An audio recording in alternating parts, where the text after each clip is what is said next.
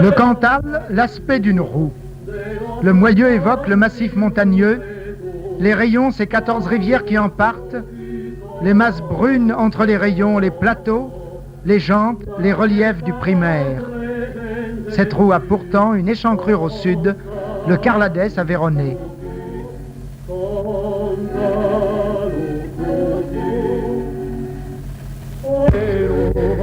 Et maintenant, à la découverte de ces cratères des volcans éteints, qui pourraient bien se réveiller un jour d'ailleurs. Commençons par le plus haut, le plomb du Cantal, 1858 mètres.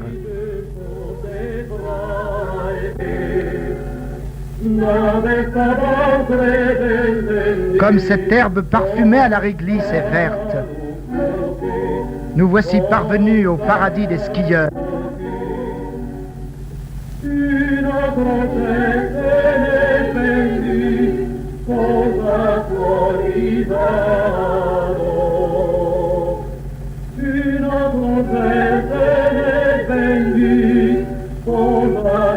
Enfin le sommet, ou presque. La dernière des réalisations cantaliennes, le téléphérique du Lioran au plomb du Cantal.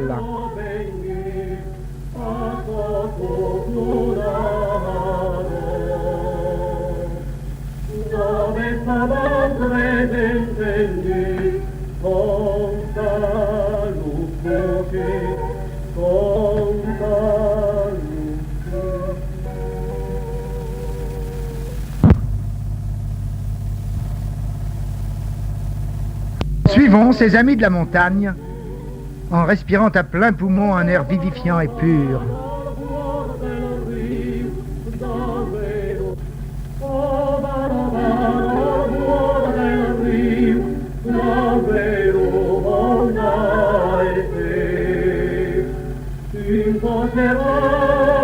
Quel vaste panorama se déroule sous nos pieds. Par temps très clair, on aperçoit la cathédrale de Rodez et bien sûr celle de Saint-Flour. Avec beaucoup de chance, on peut aussi voir les Alpes, ces sœurs volcaniques des monts d'Auvergne.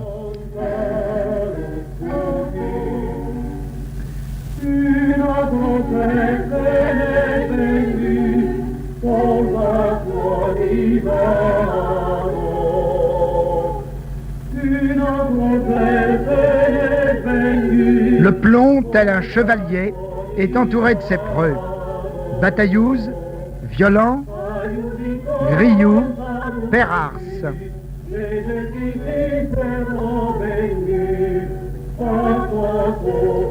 Et bien sûr, le Puy-Marie, le plus racé de tous.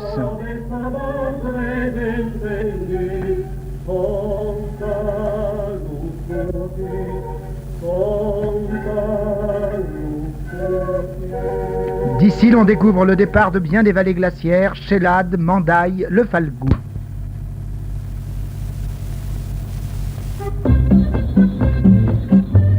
Suivons le cours de la reine des vallées cantaliennes, la Serre. Franchissons le Lioran non par ce trou noir, mais par la route impériale nouvellement inaugurée.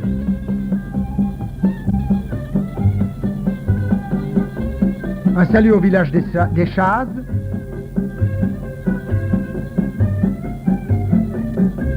Au pas de Compin.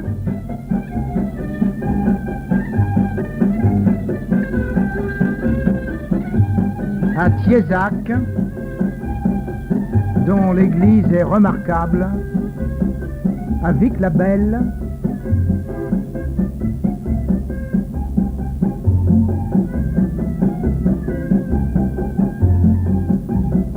Au château de Pesteille et à Montlogis, le pays de Jacques Berthieu, martyr à Madagascar. Voici maintenant le bassin d'Aurillac, le plus riche du Cantal. Arpajon, banlieue d'Aurillac, au confluent de la Serre et de la Jordanne. Remontons un peu le cours de celle-ci et allons saluer Aurillac, la capitale de Haute-Auvergne.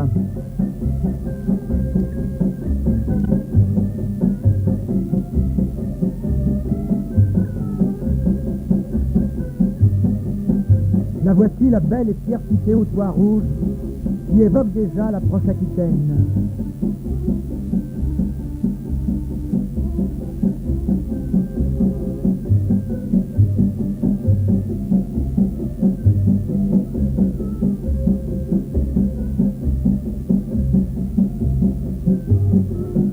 Jadis, la Jordan roulait, dit-on, des paillettes d'or.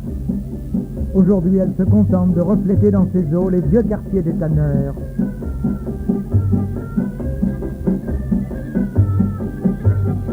L'église consacrée à Saint-Géraud, patron de la ville. Son château Saint-Étienne. L'abbaye, hélas, a disparu, mais on garde le souvenir du petit pâtre de Belliac, Gerbert, qui devint le grand pape de l'an 1000, Sylvestre II.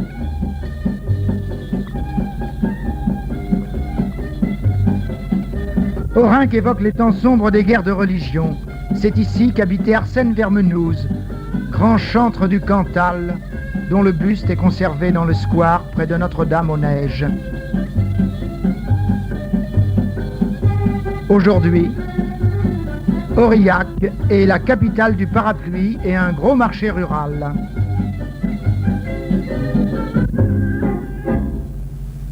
La Serre s'est assagie grâce au barrage de Saint-Étienne-Cantalès. Le Ribérès est la plage du Tout-Aurillac et le plan d'eau idéal pour le ski nautique.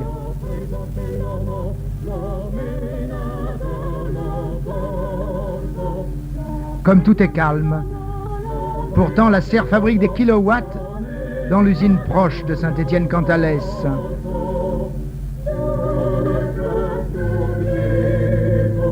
Elle prend ensuite un repos bien gagné en jouant avec les nénuphars de la Roquebrou avant d'aller enrichir la Garonne.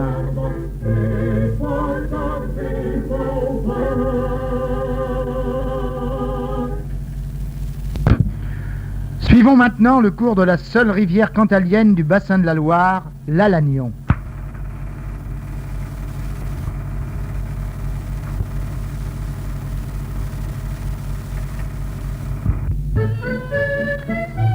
Voici son berceau. Ce n'est là encore qu'un mince filet d'eau limpide au milieu des sapins.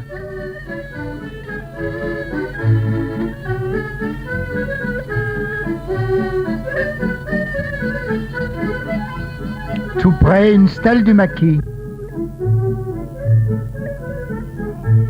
Cette rivière va s'attarder un peu dans le cirque de Murat, comme pour dire un dernier adieu à ses montagnes natales. Murat. Les maisons sont blotties contre le rocher comme au temps où celui-ci était dominé par son château féodal protecteur. Aujourd'hui, c'est la Vierge qui veille sur sa cité.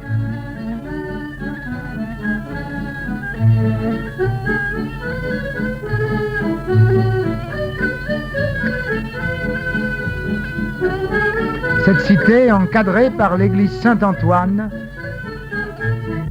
et l'église priorale de Bredon au prestigieux passé.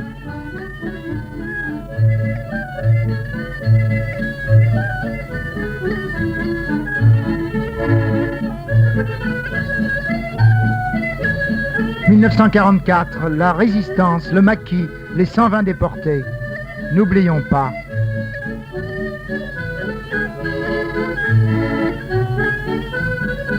Le comte d'Antroche, qui habitait cette maison, s'illustra à la bataille de Fontenoy.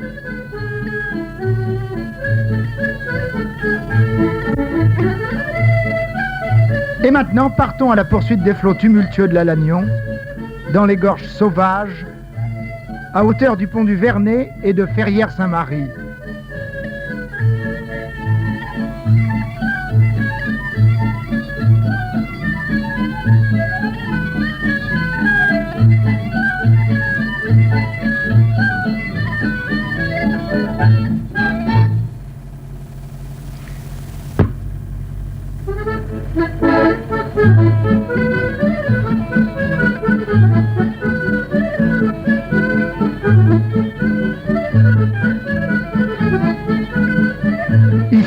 Notre-Dame de Vauclair et l'église romane de Molompise. Les ruines du château de Rouze, mais la montagne s'éloigne bientôt. Nous sommes aux portes de Massiac. Les cultures maraîchères, la vigne même apparaissent.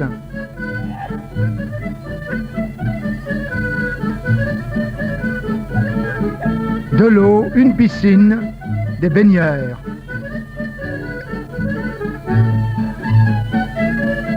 Au milieu de ces vergers, disons adieu à notre belle Alagnon, si prisée des pêcheurs.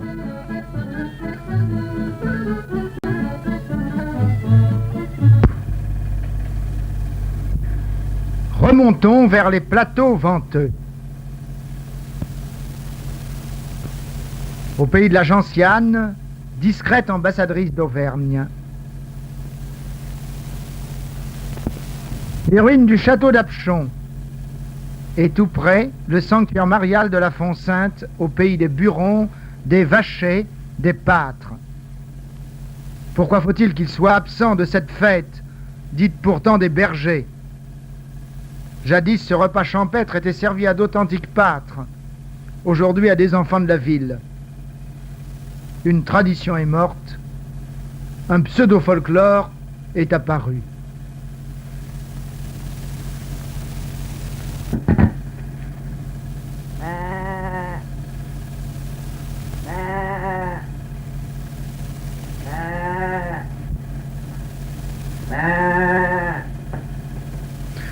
Découvrons maintenant le royaume herbeux de la fière vache rouge. Allons surprendre, près de son bureau solitaire, à l'heure de la traite, cet homme des hauts plateaux, dont le travail et le mode de vie sont si différents de ceux des citadins.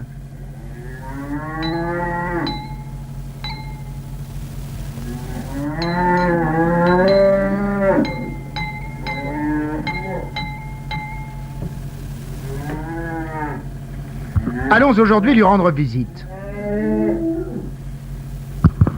Frisade, frisade, frisade.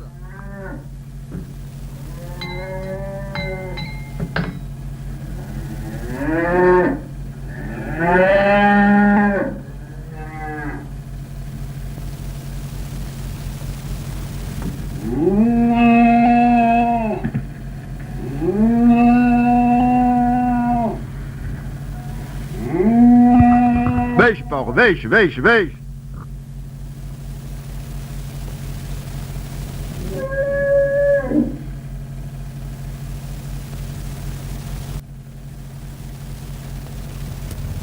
Il faut penser à la nourriture des vaches pendant le long hiver cantalien.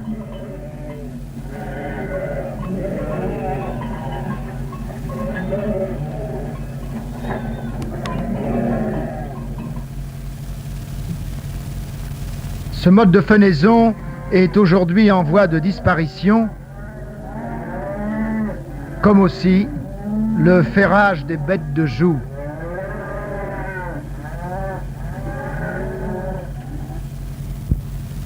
Car depuis quelques années, la botteleuse a fait son apparition.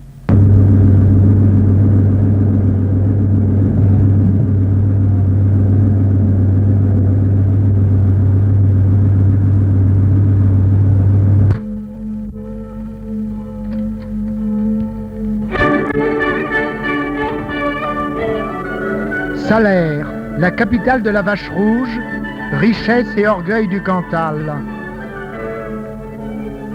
Sur la place, le buste de Dissendier d'Escoux, promoteur de cette belle race bovine.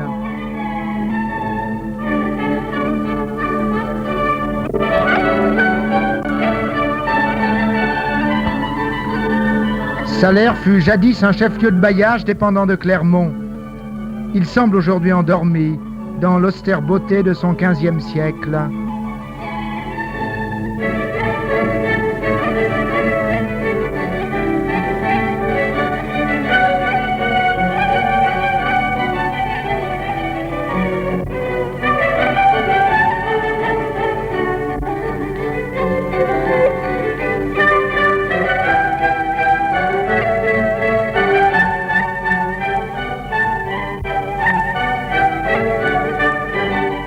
ce passé qu'évoque pour nous Monsieur le curé doyen.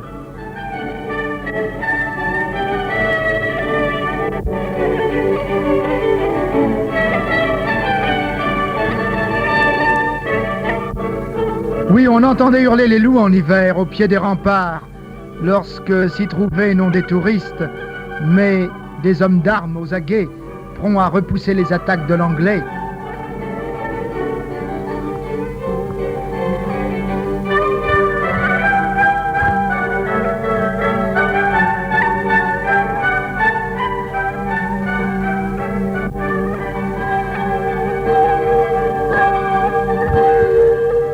Mauriac a détrôné Salaire. La belle basilique dédiée à Notre-Dame des Miracles, la Vierge Noire, que le cardinal Saliège, enfant du pays, aimait à venir prier.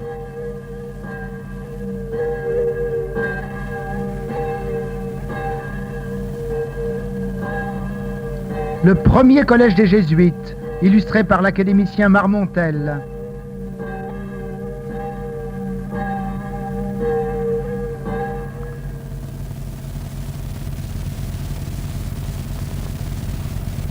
Ici, la chapelle Saint-Marie en l'honneur du grand évangélisateur de l'Auvergne antique.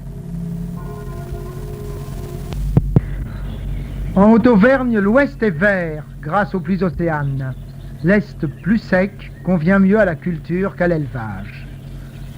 Voici la Planaise, jadis grenier de Haute-Auvergne, où les automnes tout bruissants de chants d'oiseaux attirent encore bien des batteuses moissonneuses de nos jours.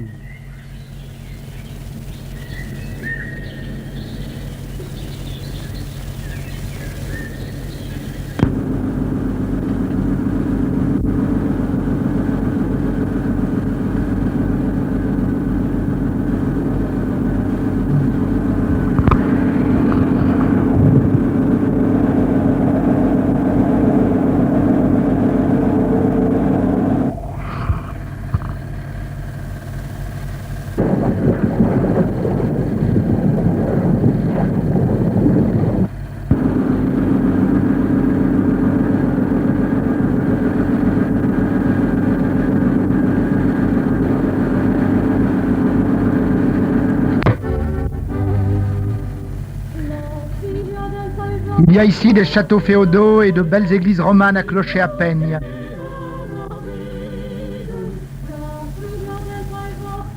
Telle l'église de Valluéjol, où nous voyons aujourd'hui un cortège nuptial qui n'a pas dédaigné l'antique cabrette.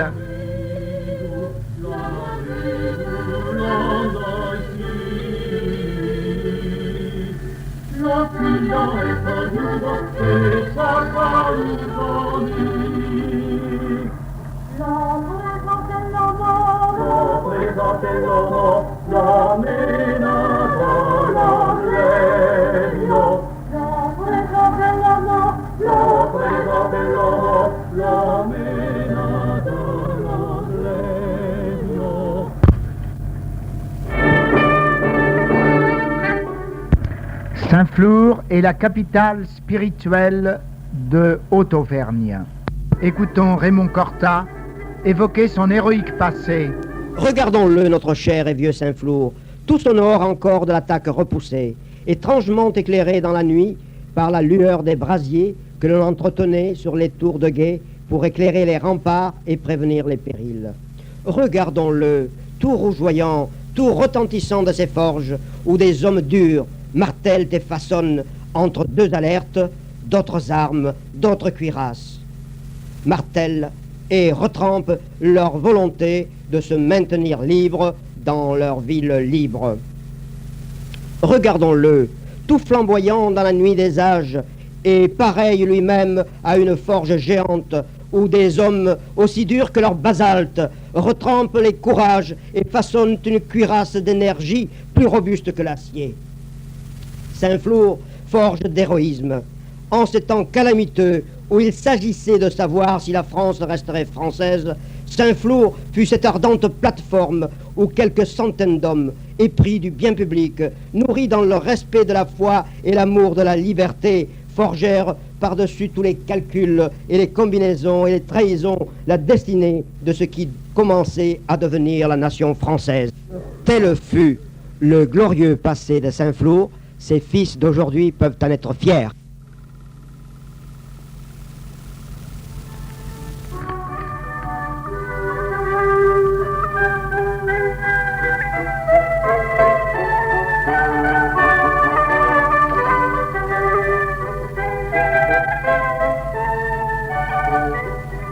Le grand séminaire, ses élèves aujourd'hui à Clermont ont-ils gardé le souvenir des illustres anciens Jean-Gabriel Perboire, Jacques Berthieu, Monsieur Pouget, Jules Géros à Liège?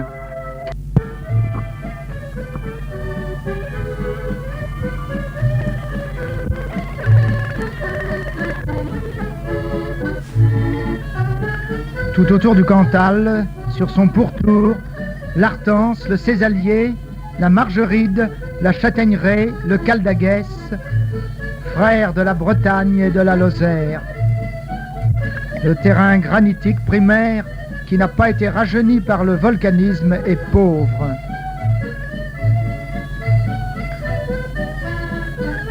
Ces grandes failles propices à l'établissement de lacs artificiels pour la production hydroélectrique. Le plus ancien, le lac de Saran, dans les eaux duquel se mire le monastère de la Devèze, fondation du père Robert, un grand ami des pauvres et des incurables.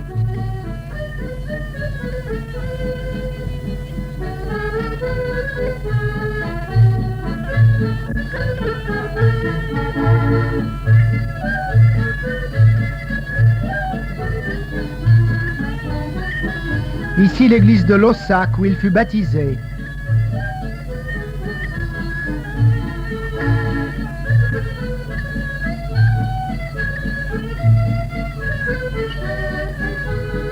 Avec ses hommes, le Cantal exporte vers les grandes villes l'énergie motrice,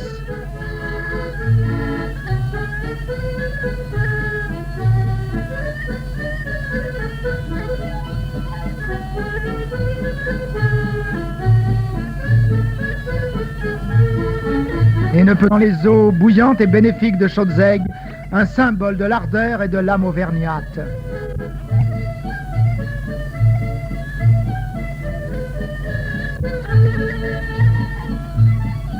On va mettre un peu sur